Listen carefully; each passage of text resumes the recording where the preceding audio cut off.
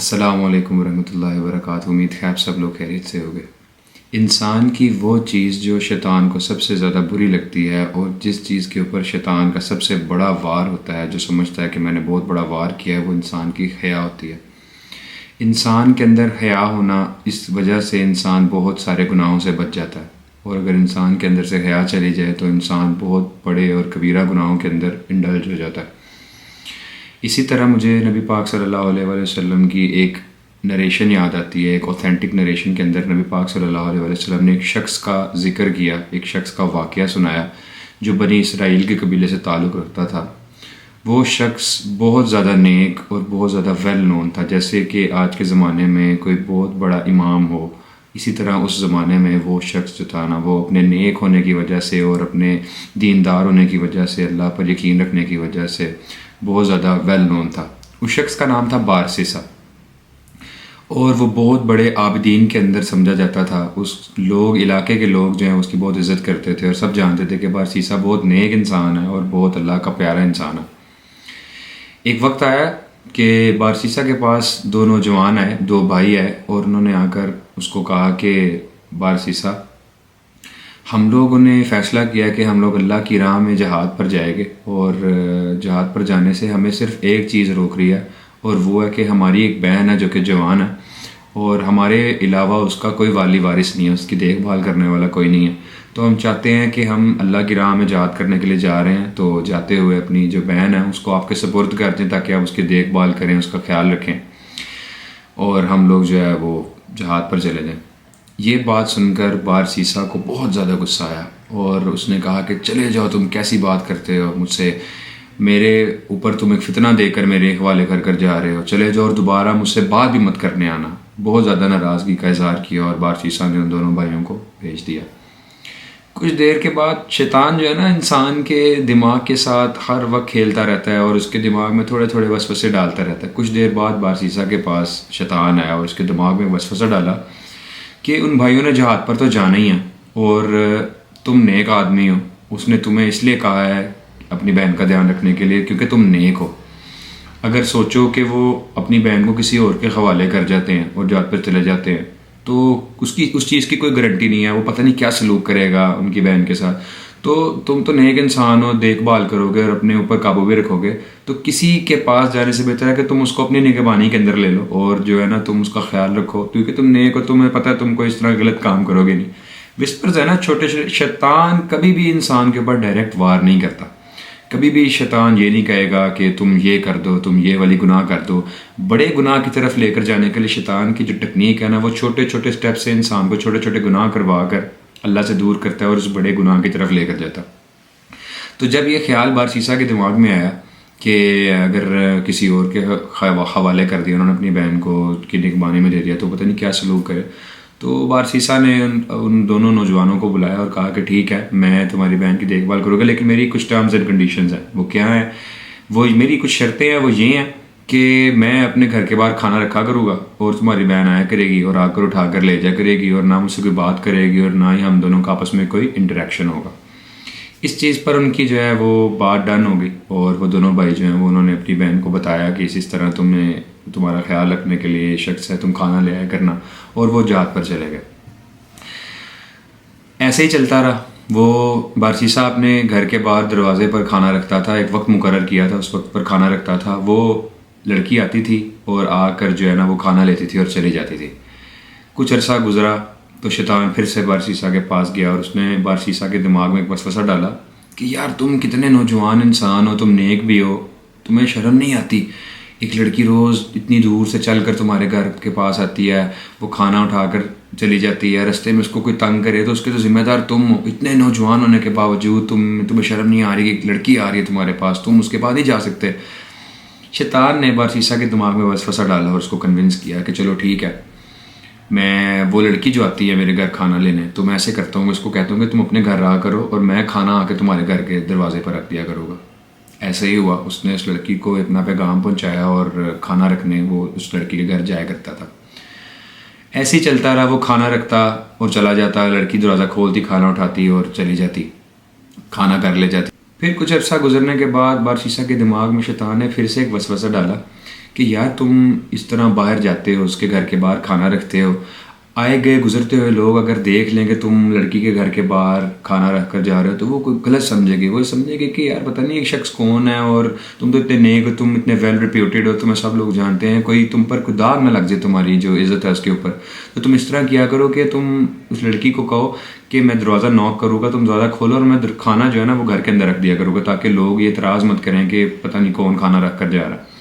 तो ऐसा ही हुआ, बारसीसा ने अब शैतान जो है उसने बारसीसा को वरगला कर वो घर के अंदर ले गया, शैतान उसको जो है, और वो घर के अंदर जाता, खाना रखता और आ जाता। कुछ अर्सा गुजरने के बाद फिर से शैतान बारसीसा के दिमाग में आया, उसने वसवसा डाला और उसने इस बार ये बात कही कि यार तुम कितने बेहिस इंसान हो, इतने देर से उस लड़की के भाई जो हैं वो जहाद पर गए हुए हैं और तुम जो है उससे एक दफ़ा भी तुमने नहीं पूछा कि वो कैसी है, उसको किसी चीज़ की ज़रूरत तो नहीं, कोई तंगी तो नहीं है। खैर बारसीसा ने उससे बात करना शुरू कर दी, पूछना शुरू कर दिया था कि तुम्हें किसी चीज़ की तंगी तो नहीं है। अब देखें, कस्टडी लेने से उस लड़की के घर तक शैतान छोटे छोटे वार कर कर बारसीसा को उसके घर तक ले गया, और ये चीज़ बढ़ते बढ़ते बढ़ते इतनी बढ़ गई कि दे एंड अप डूइंग ज़िना। उन लोगों ने आपस में गुनाह किया, और गुनाह करने के बाद कुछ अरसा गुजरा तो उस लड़की को जो है ना एक औलाद हुई, उसको एक बेटा अल्लाह ताला ने नवाजा। और इस तरह ही वक्त गुजरता गया और एक वक्त ऐसा आया कि जब लोग जहाज़ से वापस आना शुरू हो गए, और अब जो था बारसीसा के दिमाग में शैतान आया और उसने आकर फिर से बारसीसा के दिमाग में उसके ख्याल डाला कि अगर उस लड़की के भाई आ गए और उन्होंने आकर देखा कि उन्होंने अपनी बहन को तुम्हारे सुपुर्द किया था और तुमने उसके साथ इस तरह गुनाह किया है और एक बच्चा भी है, तो ये तो तुम्हारी जो इज़्ज़त है तो बिल्कुल माशरे में ख़त्म हो जाएगी, और इसमें तो तुम्हें बहुत ज़्यादा लोगों से सज़ा मिलेगी, इस तरह तुम्हारी रेप्यूट जो है वो बहुत ज़्यादा गंदी हो जाएगी और तुम जो है ना एक बुरे शख्स बन जाओगे। तो तुम ऐसा करो कि तुम जड़ से सबूत ही ख़त्म कर दो। बारसीसा ने शैतान के वसवसों में आके उस लड़की और उसका जो बच्चा था उसको कत्ल कर दिया और दफना दिया। कुछ अर्सा गुजरने के बाद उस लड़की के भाई जब जहाज़ से वापस आए, उन्होंने आकर पूछा कि बारसीसा आप कैसे हैं, बहुत शुक्रिया आपने हमारी बहन का देखभाल किया, आप हमारी बहन की तरह। तो इस पर बारसीसा ने उनको बताया कि इन्ना लिल्लाहि व इन्ना इलैहि राजिऊन, आपकी बहन को जी एक बीमारी हो गई थी और उस बीमारी की वजह से जो है ना आपकी बहन जो है वो फौत हो गई है। इस पर उसके भाई बहुत ज़्यादा गमज़दा हो गए और उन्होंने दुआ की अल्लाह उसको जन्नत दे, अल्लाह ताला उसके लिए आसानियाँ करे, अल्लाह हमारी बहुत अच्छी बहन थी। खैर वो चले गए। उसी रात उन दोनों भाइयों के दिमाग में सोते हुए शैतान आया, और शैतान आया उनके ख्वाब के अंदर, और उनको ख्वाब में शैतान ने बताया कि बारसीसा ने तुम्हारी बहन के साथ ये सलूक किया और तुम्हारी बहन को उसने कत्ल किया, और कत्ल कर कर तुम्हारी बहन और उस बच्चे को उसने फ़लाँ जगह पर दफना दिया। अब एक दिन गुजरा, 2 दिन गुजरे, 3 दिन गुजरे, ये ख्वाब फ्रीक्वेंटली उन दोनों भाइयों के दिमाग में आता था। तो एक दिन दोनों भाइयों ने आपस में बैठ के ये ख्वाब डिस्कस किया। एक भाई ने दूसरे भाई को बताया कि यार मुझे रात को जो है ना इस तरह का ख्वाब है, तो दूसरे भाई ने कहा कि ये सेम ख्वाब मुझे भी है। तो उन्होंने जाकर उस जगह पर देखा, उस जगह की खुदाई की जहाँ पर शैतान ने उनको बताया था कि बारसीसा ने तुम्हारी बहन और बच्चे को दफन किया है। तो उधर से बिल्कुल एक बच्चे और एक लड़की की लाश मिली जो कि डिकम्पोज हो चुकी थी। इस पर वो दोनों भाई बारसीसा के पास गए और जाकर उसे पकड़ लिया और बोला कि हमने अपनी बहन को तुम्हारे हिफ्ज़ मान में रखा था, निगहबानी में रखा, तुमने हमारी बहन के साथ ये सलूक किया, आओ हम तुम्हें बादशाह के पास लेकर जाएंगे और तुम्हें सूली पर चढ़ाएंगे। उसको पकड़ कर वो दोनों भाई जो पूरे शहर के सामने जो है वो बादशाह के पास लेकर जा रहे थे, और सब लोग देख रहे थे कि बारसीसा से गलती हो गई, बारसीसा ने ये गुनाह किया है, और लोग जो है बहुत ज़्यादा हैरान हुए कि बारसीसा ऐसा कर सकता है। अब जब वो बादशाह के पास गए और बादशाह ने उसको सूली पर चढ़ाने की सज़ा सुना दी, तब फर्स्ट टाइम शैतान अपनी फ़िज़िकल हालत में बारसीसा के सामने आया और आकर बोला कि मैं इब्लीस हूँ, और ये जो तुमसे गुनाह हुए हैं, जो वसवसे थे तुम्हारे दिमाग में मैं ही डालता था, तुम मेरी वजह से यहाँ पर फंसे हो, लेकिन मेरे पास एक ऐसी तरकीब है जिसकी वजह से तुम्हें मैं बचा लूँगा, यहाँ से भी मैं तुम्हें बचा लूँगा। इस पर बारसीसा को अपनी जान की पड़ गई। उसने कहा कि वो क्या तरकीब है। इब्लीस ने कहा कि तुम सिर्फ एक दफ़ा जो है ना मुझे सजदा कर दो, मैं तुम्हें बचा लूँगा। बेशक तुम्हें सूली की सज़ा सुना दी है, लेकिन मैं तुम्हें यहाँ से भी बचा लूँगा, तुम मुझे सिर्फ एक दफ़ा सजदा कर दो। इस पर जो था बारसीसा उसने कहा कि ये तो शिरक है, मैं तो तुम सजदा सिर्फ अल्लाह की ज़ात को करता हूँ, मैं तो किसी को सजदा नहीं करूँगा। तो इब्लीस ने कहा कि सजदा मत करो, तुम बस ज़रा सा सर झुका दो मेरे सामने और मान जाओ कि मैं कोई चीज़ हूँ, मैं तुम्हें इधर इस मुकाम से भी बचा लूँगा, इस जगह से भी तुम्हें बचा लूँगा। अब बारसीसा के सामने मौत है और ह्यूमिलेशन है, उस डर के अंदर आकर उसने इब्लीस की बात मान ली और उसने अपना सारे इब्लीस के सामने झुका दिया। ये देखकर इब्लीस ने उसको वेव ऑफ किया और बोला कि जी बस मेरा यही काम था, अब तुमने शिरक भी कर लिया, अब तुम जानो और तुम्हारा मामला जाने। और इब्लीस वहाँ से भाग गया। तो देखें, बारसीसा जो कि एक बहुत आबिद बंदा था, अल्लाह के नेक लोगों में से था, बहुत अच्छा वेल रिप्यूटेड आदमी था, शैतान के वसवसे उसको कहाँ से कहाँ ले आए। इतना नेक होने के बावजूद उसका एंड किस चीज़ पर हुआ? उसका एंड शिरक पर हुआ।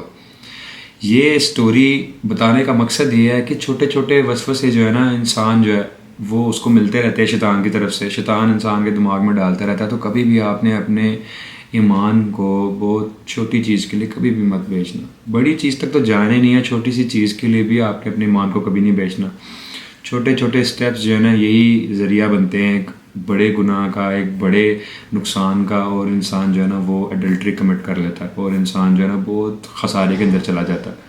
अपने आप को छोटे छोटे मकामात में जहाँ पर हम गलत होते हैं वहीं से आपने खींचना है, वहीं से अपने दीन को बचाना। रमज़ान आ रहा है, रमज़ान के अंदर अल्लाह के सामने तौबा करनी है अपने प्रीवियस गुनाहों की और अगले आने वाले गुनाहों की भी अल्लाह से तौबा करनी है, क्योंकि वो सब जानता है और वो माफ़ करने को बहुत पसंद करता है। तो छोटी छोटी चीज़ें जो हैं जिनको हम लोग अपनी नज़र में कुछ नहीं समझते कि यार ये कर लेंगे तो क्या होगा, देखें वो इंसान को कहाँ से कहाँ ले जाती है। अपने आप को बचाएं इन चीज़ों से, शैतान के वसवसे हैं तो अल्लाह ताला की पनाह मांगें, अल्लाह ताला से मदद मांगें, अल्लाह ताला को बताएं कि आपसे क्या गलतियाँ हुई हैं और अल्लाह ताला माफ़ करने वाला मेहरबान है। इंशाल्लाह अगले वीडियो में बात करेंगे। अस्सलाम वालेकुम रहमतुल्लाहि व बरकातहू।